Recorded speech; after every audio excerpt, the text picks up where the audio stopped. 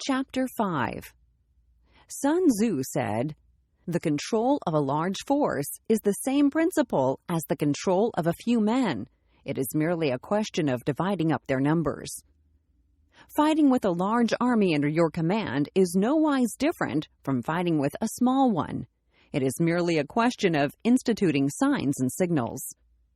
To ensure that your whole host may withstand the brunt of the enemy's attack and remain unshaken, this is effected by maneuvers direct and indirect. That the impact of your army may be like a grindstone dashed against an egg. This is effected by the science of weak points and strong. In all fighting, the direct method may be used for joining battle, but indirect methods will be needed in order to secure victory. Indirect tactics, efficiently applied, are inexhaustible as heaven and earth, unending as the flow of rivers and streams. Like the sun and moon, they end but to begin anew. Like the 4 seasons, they pass away to return once more. There are not more than 5 musical notes, yet the combinations of these 5 give rise to more melodies than can ever be heard. There are not more than 5 primary colors: blue, yellow, red, white, and black. Yet in combination, they produce more hues than can ever be seen. There are not more than 5 cardinal tastes: sour, acrid, salt, sweet, bitter. Yet combinations of them yield more flavors than can ever be tasted.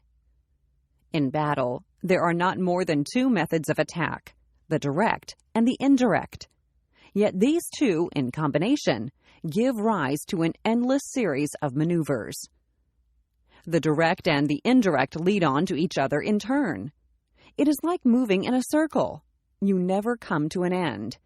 Who can exhaust the possibilities of their combination? The onset of troops is like the rush of a torrent, which will even roll stones along in its course. The quality of decision is like the well-timed swoop of a falcon, which enables it to strike and destroy its victim. Therefore, the good fighter will be terrible in his onset and prompt in his decision. Energy may be likened to the bending of a crossbow, decision to the releasing of a trigger. Amid the turmoil and tumult of battle, there may be seeming disorder and yet no real disorder at all.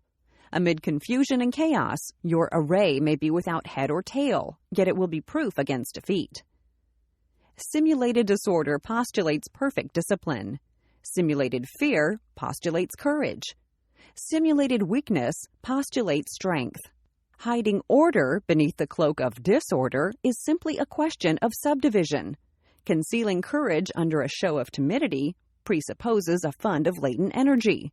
Masking strength with weakness is to be effected by tactical dispositions. Thus, one who is skillful at keeping the enemy on the move maintains deceitful appearances, according to which the enemy will act. He sacrifices something that the enemy may snatch at it. By holding out baits, he keeps him on the march.